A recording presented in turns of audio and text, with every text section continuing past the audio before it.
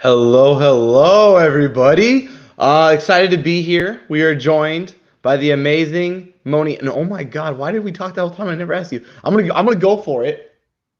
I think I can. Okay, ready? No So I'm judgment. gonna go Okay, no pressure. Take your shot. Moni Oloyede. Not bad at all. So close. Oloyede. Okay, one more time. I'm ready. Oloyede. Oloyede. Oh my Oloyede. God, that's a little harder for me. I'm not gonna lie. Where's that originally from, Moni? My father's Nigerian. My mother's American. My Okay. father's Nigerian. It's Nigerian. That's awesome. Yeah, I've never. So I grew up like in a mission family. So I went to Ethiopia multiple times, Kenya, Senegal, Swaziland. So I grew up all kind of visiting Africa, South and Central America. Yeah. So in some parts of like Central East Asia, Southeast Asia. So that's awesome. Well, thank you for being here with us today. Very excited to chat with you.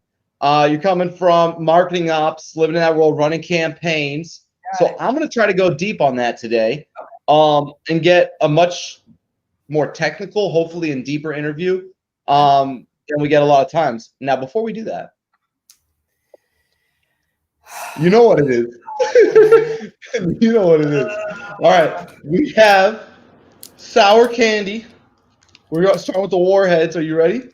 Yep, I got it. I'm going with the strawberry grape flavor. So Okay, I got mango, something mango melon. All right, here we go. It doesn't ever get easier. It doesn't get easier. Okay, so when people are thinking here, and we're talking about scoring, okay? So I'm assuming you do a little bit of scoring modeling and things like that in your role. Is that fair? Sure. Yes. Okay.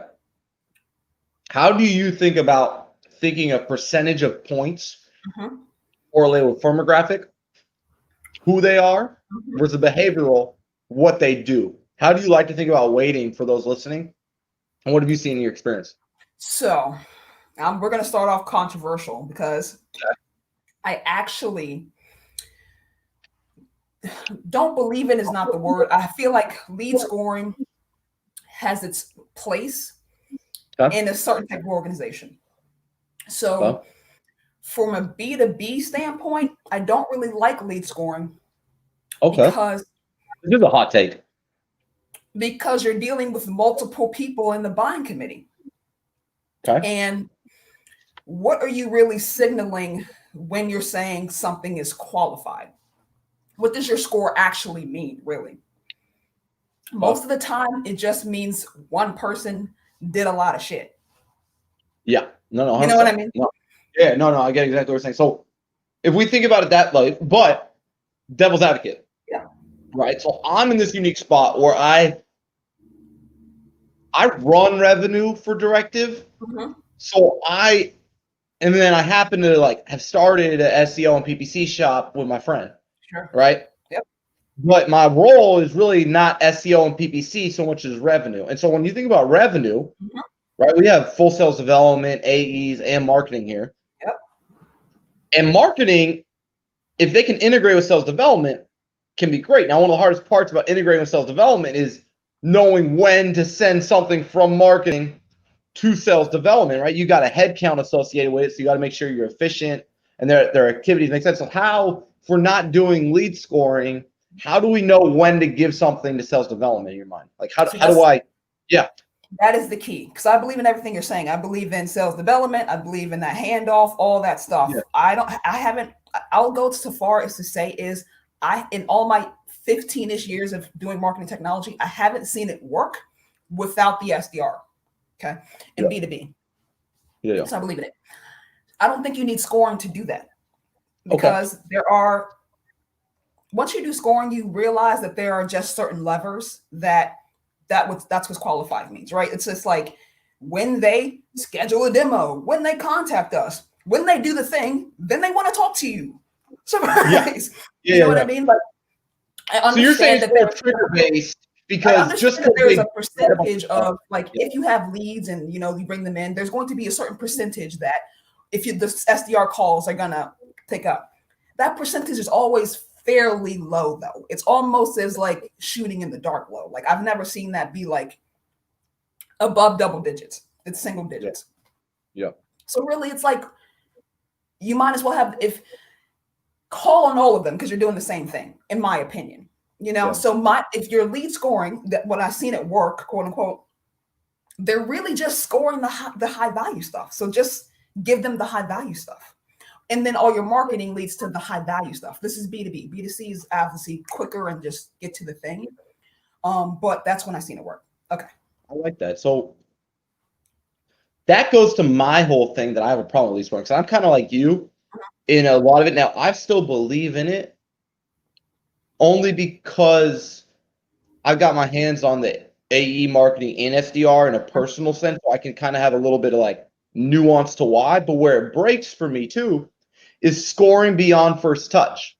So what I mean by that is if you have scoring set up for behavior, it, like you were saying, like if they do a big item, they hit your MQL number and they're 100, right? But then the little items, because the way the scores work, it's like anything they do makes them an MQL, even when they're not. And so it's like trying to find that thing of like, if they've been to your site, like, so what a lot of people do, they call it like AQL, or AQE, automatic qualifying events, right? So that's what you were talking about, demos, high value things. What I found though is the difference between like a high quality event, something that qualifies them, and a low quality is so small in the way people do scoring that you either have people you already would have reached out to and then people you shouldn't. But the scoring isn't big enough. And this is kind of my thought, is if we can increase the scoring, because there are people that, like, if they keep going back and reading case studies, but they're not doing those events, you should reach out to. But most people set up, if they read a case study, reach out to them, and then it's too early, like you were saying before. So my thing is maybe if we stretch out scoring, there could get some intent in there. But yeah, I'd love to hear your take on that. So it's just switching the perspective. You do all the same things, but you just switch the kind of way you look at it. So I do it more in a buyer's journey sense, right? So you kind of meet the customer where they're at. So if they're looking at white papers, right? Like that's normally in a high funnel awareness-ish kind of thing. Like you're trying to educate yourself on something. Just because they do that doesn't mean they're ready to get to the SDR, right? They're educating themselves. So don't stop, but in wherever you can meet them at that white paper, so on the thank you page or in your thank you email or in the next email nurture or whatever, is the next stage thing, the consideration. So they did the white paper, now give them the case study that shows them how we apply this to our customers, right? And then it's on and bring them on to then the demo. So you're meeting them where they're at, because think about you being the customer in the customer shoes. I don't care if I did 5 white papers, 5 case studies. If I'm not ready to buy it, I'm not going to buy it. You're just bothering me. So it's like, we're in a digital world where like people know how to reach out to you. They're not dumb. You know what I mean? They don't need like a buyer map. They can go to your website and go to the contact us form when they feel like it. You know what I mean? It's like we think in our heads, like if we set up all these mechanisms and all these parameters, they're going to do everything. They're not. You know what I mean? They're going to do what they feel like doing, when they feel like doing it. Yeah, right? Like good luck controlling people. No, I like that. So if we think then about how do we get someone from interest to action, what are some of the assets that you've leveraged that are maybe less obvious? So beyond the webinars and the white papers and the case studies and the Gartner report, what do you got that maybe someone here could add to their repertoire that There's you see no kind of hidden lever? It's when you do it is the secret. Okay. So it's not the what, it's the when. So like I said, people like to do this, like they're going to do this. And then when I send the email, they'll do this. It's like, when you give them the thing, whatever the asset is, the white paper, the social media post, the whatever, always have the what after that. That's what people miss. It's like, once I do the webinar, then what? As if I'm the customer, right? I attend your webinar, I like it, but I'm not ready to buy yet. Then what? Right? That helps you think as a marketer. Right now, they're not ready to buy yet. Then what? That's the key. How do you most people are just waiting on sales to do something. So in marketing, right? They be like, we did the webinar, and then we send the leads to sales development, and they call them. But then marketing's like done. They And stop. you're saying we got to have that next step that, hey guys, thanks so much for being the webinar. As the next step, here's some things you could do with our brand. Join our newsletter. Look at our next blog post. What something other ever, because remember, it's marketing, it's impressions, right? It's not, Snickers just doesn't do the commercial. They do the commercial, the magazine cover, they got the billboard, they got the, you know what I mean? Like marketing is doing a lot of impressional stuff. So whatever you can do for the next thing to keep the next thing in front of them until they're ready to raise their hand is what you need to do. Because what people I find do, and this, so like a lot, especially in advertising, people love to take their primary KPI demos and then just jam demos down people's throat, regardless of if they're ready for a demo or not. And so what you're saying is like, sure, if they want a demo, they know how to get a demo, and you don't need to just be like demo. It should be like, hey, here's value for where you're at. Like, you watched a webinar, maybe the most natural thing isn't like demo. If it was, you can go get one. Maybe it's more about like, here's a use case, or here's what someone else said about our product, or I see what you're saying. Exactly. I like that. Exactly, because what you just hit, the key word you just said is value. Marketing is communication of value, right? Like just keep giving value and you're gonna eventually get it back. I love that. Now, so we're talking value. And one of my notes I had here for you was, how do you think about valuing content? Right? So we live in this world where everybody wants to do attribution, yet nobody wants to do attribution modeling. Correct. And we're going to talk about that in a second. Facts. But they all want to do attribution. It most traditionally lives on first or last, and there's very few that's else in between. So when you're sitting at Fidelis and you're like, how do you go about trying to grow content's budget? Because you seem like someone who believes in content and creating value, yet I would argue every organization I've ever seen struggles to create a monetary value and or increase investment in the content, like on a consistent basis, like paid gross spend quarter over quarter. I don't see content teams growing that budget for what's the gap? What do people need to do different? What have you seen? What's your take on valuing content, like with a CFO, with a finance team? The strategy is just, again, it's just a lot of throw stuff at the wall that really, people think they have a strategy, but they really don't. So again, the pair view of everything I look at in terms of digital marketing is the buyer's journey. So analytics, all that. And I guess I'll talk about my journey, how I kind of got to this place, because it'll answer your question. So last year, the year before, I embarked on this attribution journey. I went through the whole thing and, started out first, last, and, we weighted to, I think we ended up giving 40% to the first, 40% to the converting, and then 20% to the middle somehow. I went through every opportunity that year, did all this work. So, and what I found was obvious as hell, which is that, hey, digital things, webinars, or contact us form have high ROI, and events don't. Shocker. Oh my God. So I did all this attribution modeling for like obvious. It's like, okay. So what I went for, realized was that it's not clean either. So like some of those opportunities, those people came in from those opportunities like 5 years ago. You know what I mean? It just took that time to get all those things coordinated to that opportunity to finally close. People left, but it was like all of this like mishmash. There was no clean, like anything to it. And then finally getting to me the end. And when I really realized was I was attributing dollars to things that really made absolutely no sense. It was like, if my buying committee is this large and really only one person did a marketing thing, but the other 5 people on the account did nothing related to marketing, and it took 5 years from that starting point to get them there, why am I attributing $5.10 to a PPC campaign? Like, that was 4 years ago that I'm never going to do again because it was 4 years ago. You know what I mean? Yeah. When I logically thought it out, it's like, this doesn't make any sense. So my analytics is based on getting my prospects from one stage of the buyer's journey to the next. So when I evaluate my PPC campaign right now, is How do I get them from 0 to impressions to my website? That's it. That's all I care about. Once I get them on the website, then it's my job to get them to the next thing. I'll worry about that campaign does that. So I'm grading it on where it should be in effectiveness of what it's supposed to do then, not if it has revenue at the end of it. I'll get the revenue when I get my steps from one to the other and then to the other to the other, doing proper marketing. I'll get to my revenue. I'm not worried about that. But when I'm evaluating my individual campaigns for what they're supposed to do, one stage to the next, then it's a winner.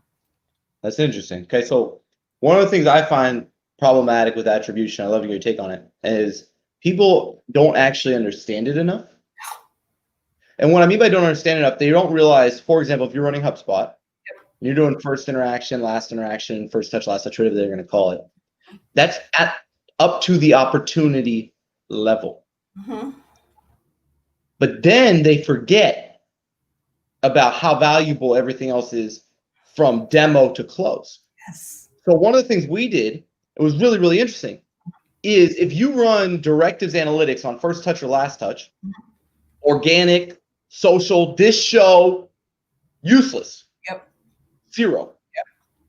But if you run it on full funnel and you measure it from all the people that are currently talking to sales, engaging with our content and doing other things, all of a sudden organic's the third largest driver. So people think about organic like all it does is bring people to your house. To the top. What they don't realize is it makes people fall in love with your house.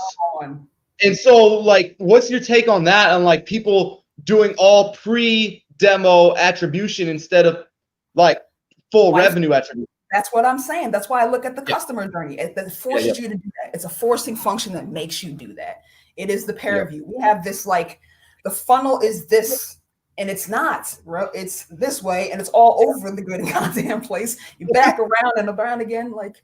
Especially you SaaS, right? So in SaaS, you making your LTV even post revenue. Yes. That's the craziest part that people aren't thinking about when they're doing attribution modeling. Is if your CFO has all your margin baked into 6 months post close, yet you're only tracking attribution up to close. What are we doing here, right? Like how are we actually valuing organic if all organic? And that's one of the problems we have in an agency, right? And okay, break. We got to do one more. I'm gonna go mango melon. I'm gonna go orange pineapple. Okay, hell yes. That one wasn't that bad. For some reason, I don't feel like it was that bad today. Yeah, strawberry wasn't that bad. It wasn't that bad, right? Maybe they're different levels. Oh my god, this was sour. This one's next level. Yeah, this one hit. Okay, so what do we do? Because I actually don't have a solution for this, right? So we're working with these massively funded SaaS companies sometimes, trying to IPO, trying to do a lot of stuff.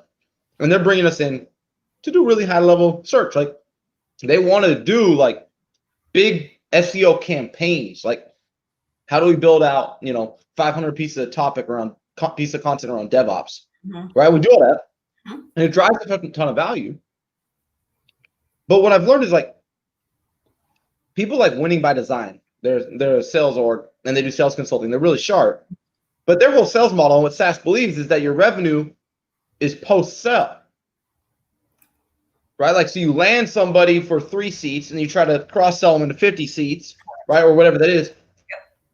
Nobody in SEO talks about this. Nobody in paid media talks about this.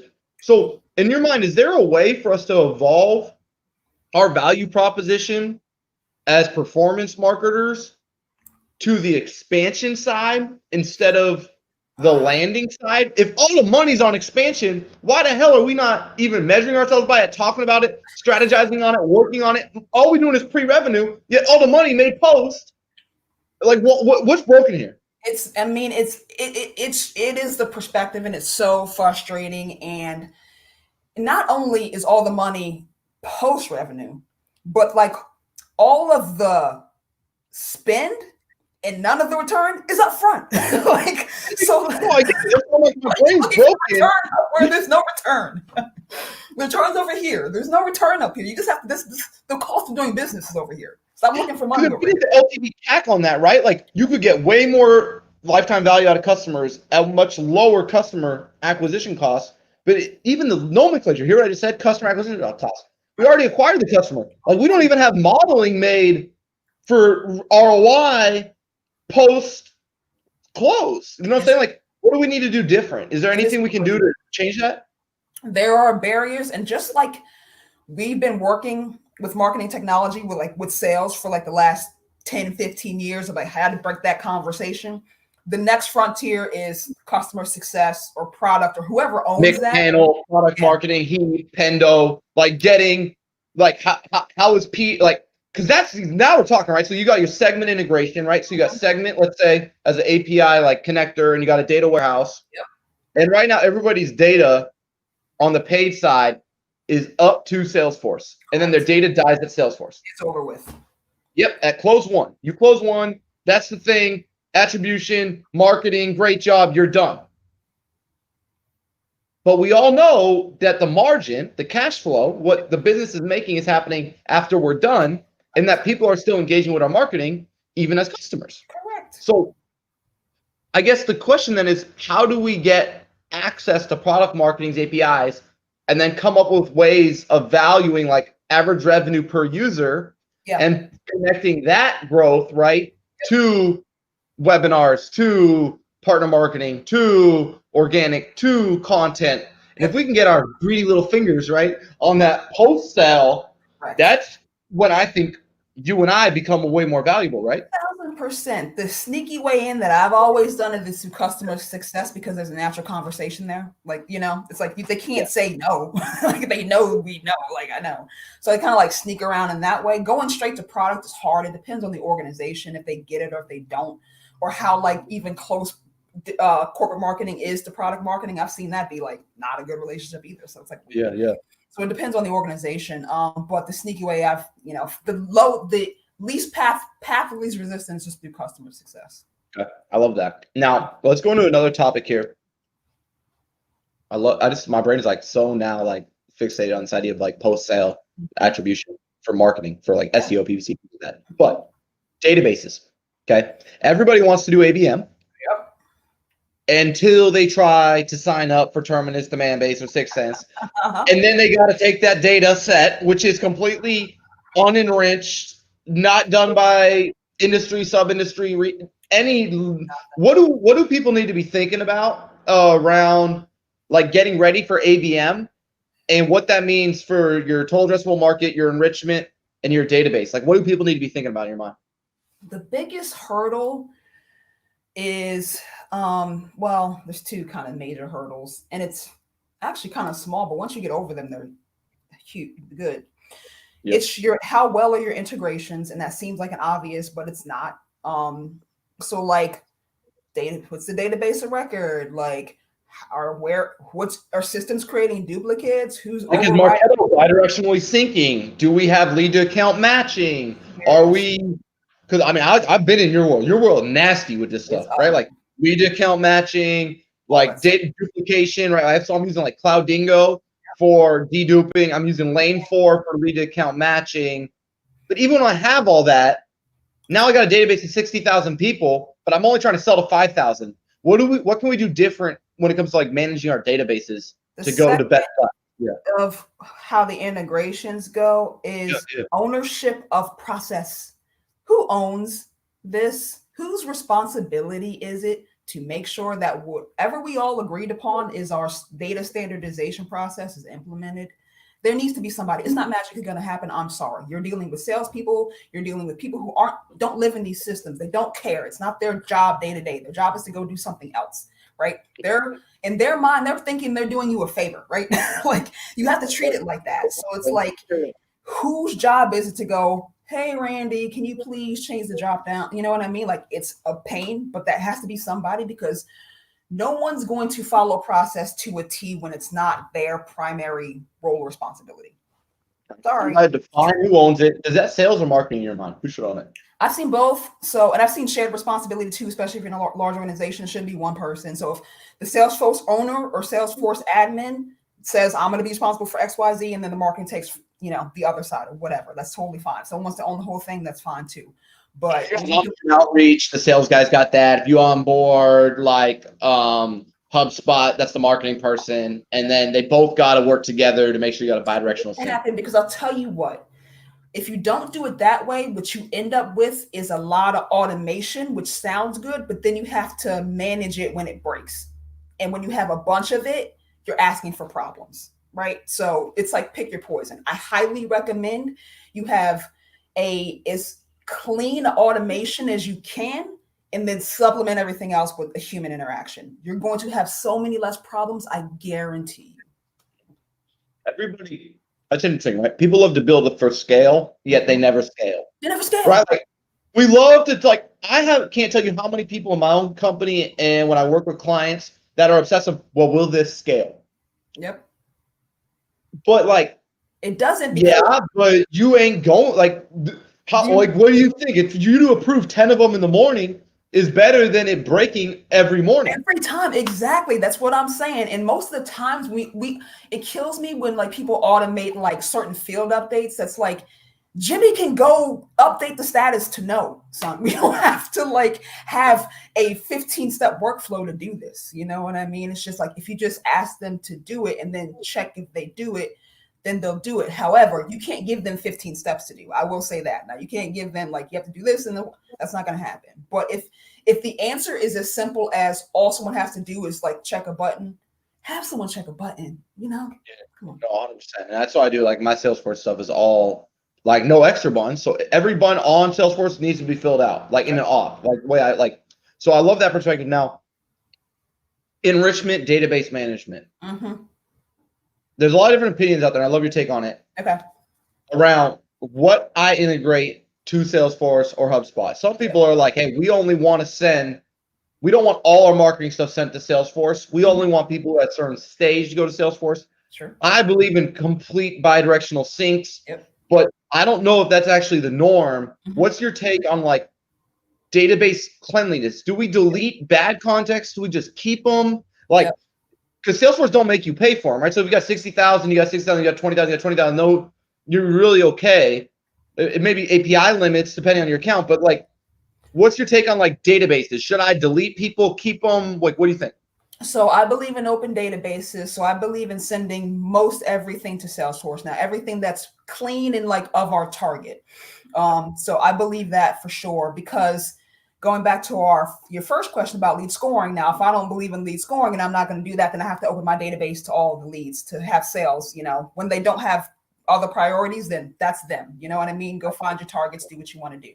So I believe in an open database there. But from a systems management standpoint, you have to have some routine maintenance of a database in terms of like junk, like routine standardization, like routine maintenance. Like leads are coming in all the time, right? In and out all the time. So you have to have some standard of cleanliness for when you're doing things like email personalization. If you do any routing, anything that like your database is based on, like you need it to have for some other information, you need to keep that part of it clean in some like routine way. So as long as that prospect is in my target market, is in the right title, you know what I mean? Like has all the necessary information, they go all straight over to Salesforce. I love it. Okay, now we're going to close with one last question. And this is something that everybody kind of thinks about. And I'll just give it a little bit of perspective to start. Okay. I was on Marketo because that's what everybody on. Yep. Everybody on Marketo. I like to have like the nicest tech stack, so I got Marketo. Yep. And then I had to use Marketo. And Marketo is single-handedly the worst product I've ever tried to use in my life. Oh, and so man. I moved over to HubSpot, and I was like, what? Money. Like, I've democratized information. People who don't like haven't spent 60 million years in Marketo can like find things and like use it. So like in your mind, yes, like is HubSpot there? Can people be using HubSpot? Is it all still Marketo? Like what's your take on HubSpot versus Marketo, and like who should use what? Okay, I want to say for the moment, for the record, that I'm technology agnostic. I've used them all. There are way worse ones than Marketo, trust me. Believe me. So it's based on complexity. So I will give HubSpot all of the kudos in the world. I think that's a phenomenal product. I think if you are, you know, you don't have to have a tech degree or, you know, some sophisticated software background to run it, and that is the beauty of it, and it does a lot. I think that once you get into a certain level of your marketing sophistication, so once you start to do maybe some, like, you want to send a direct mail gift, and then you want to have like a QR code or something on the gift where, you know, there's a personalized landing page for that person. And, you know, you maybe want to do some other sort of, there are other levels of marketing technology that, like, you can really do some super sophisticated like a Sendoso plus Marketo integration type. You can crack out on it super hard. So if you get to that level, like those, once you get to those type of tools, you're talking super large organizations with multiple buying units. It's like DuPonts of the worlds, and, like, you know, people who are doing a lot of brands and stuff like that. That's when those tools start to make sense, because they are very expansive.